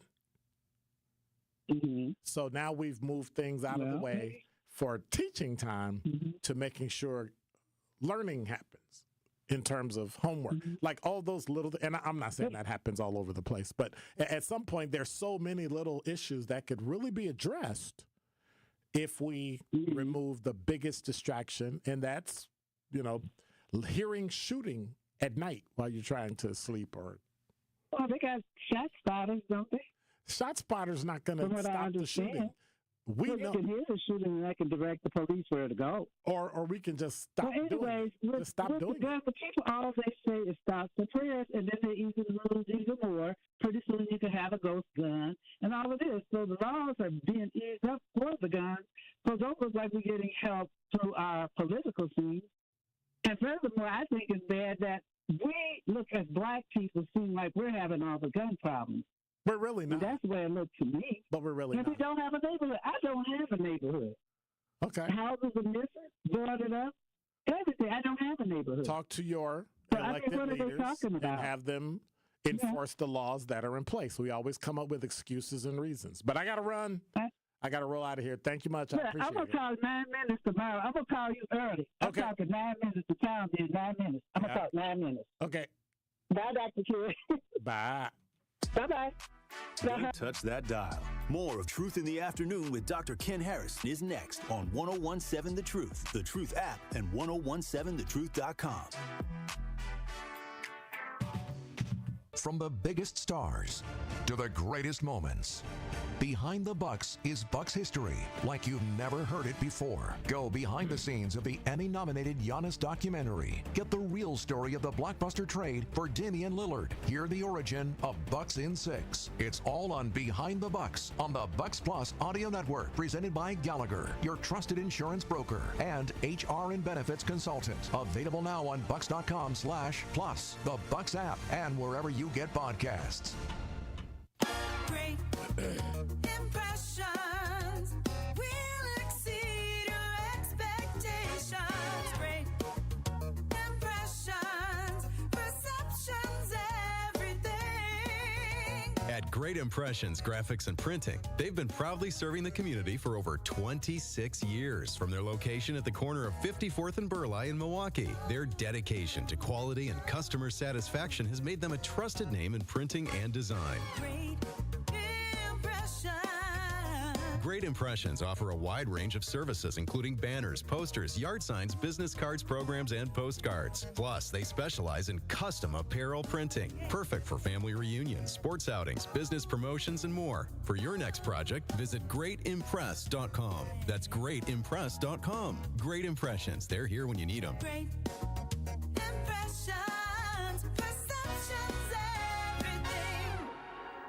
Two Wisconsin icons are teaming up on a reworked classic. Cousin Subs and U-Zingers are proud to introduce the all-new fried bologna sub, featuring U-Zingers fried bologna, bacon, American cheese, onions, pickles, mayo, and mustard on fresh-baked Italian bread. And that's not all. Pair your fried bologna with a creamy cupcake shake topped with whipped cream and rainbow sprinkles. Now that's a better combination. Order both in-store, online, or via the mobile app. Cousin Subs. We believe in better. Ready to buy your first house, move into your forever home, or simply refinance? At Associated Bank, they've got you. With the right lending plan and guidance, you can achieve your dreams. Your financial goals are closer than you think, and Associated Bank is excited to help you reach them. Learn more at associatedbank.com/lending or ask a banker for details. Subject to credit approval, member FDIC, equal housing lender. Hi, Drew and Jonathan Scott here, reminding you that a lot of life's firsts are better with help from American Family Insurance. Like your first home expansion, or your first big lightning strike, There's a first for everything. Get the right home policy at the right price with the right help from American Families agents. Life's better when you're under American Families roof. Insure carefully, dream fearlessly. Get a quote and find an agent at amfam.com. Products not available in every state. American Family Mutual Insurance Company SI and its operating company 6000 American Parkway, Madison, Wisconsin. This is Truth in the Afternoon with Dr. Ken Harris on 1017 The Truth app, and 1017thetruth.com. So Reginald asked me, how much time is allotted for those phoning in? Well, it's not really allotted. It's like, it's just host discretion. Like sometimes you have time, sometimes you don't. You got stuff to do, time on the clock, time in the show, commercials, promo. Like it's a whole bunch of stuff, a lot of different stuff that you have to do. Sometimes you get, like I didn't get to Millicent today. So, you can get to some people, you can't. I couldn't get to Vincent before. Then he called back. All those things play a part in what we do. Just keep listening and keep calling and keep texting. You're listening to Truth in the Afternoon. I'm your host, Dr. Ken Harris. Truth Unfiltered's coming up with me, Dr. Ken Harris. So make sure you hang around and listen to that. Pre-recorded from yesterday on our sister station 620 WTMJ. And now you get to hear it here live. Hey, God bless. Take care. Thank you much. Appreciate you. I almost called you G. I got an X. I got a G. Where's Y? I don't know. Be quiet. I'm out.